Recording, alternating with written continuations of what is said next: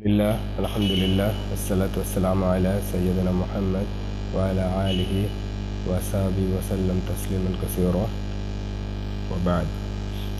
হযরত আবু বকর সিদ্দিক রাদিয়াল্লাহু তাআলা আনহু এর খলিফা হওয়ার পর সর্বপ্রথম ভাষণ।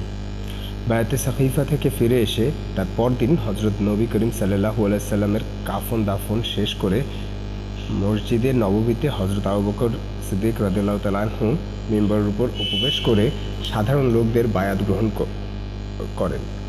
তারপর দণ্ডায়মান হয়ে ভাষণ দেন এবং হামদ ও নাতের পর জনগণকে উদ্দেশ্য করে বলেন, আমি তোমাদের নেতা নির্বাচিত হয়েছি, অথচ আমি তোমাদের চেয়ে উত্তম নই। সুতরাং আমি যদি সৎ কাজ করি তবে তোমাদের কর্তব্য হচ্ছে আমাকে সাহায্য করা, আর যদি আমি কোনো ভুল পথ অবলম্বন করি তবে তোমাদের দায়িত্ব হচ্ছে আমাকে সোজা পথে প্রতিষ্ঠিত করা। সত্যবাদিতা ও সত্য কথা বলা একটি আমানত এবং মিথ্যা কথা হচ্ছে একটি খেয়ানত।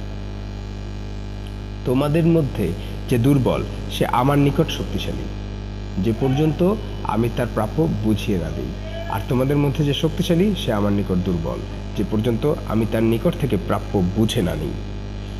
তোমরা জিহাদ পরিত্যাগ করবে না। যে জাতি জিহাদ পরিত্যাগ করে সে জাতি অপমানিত হয়।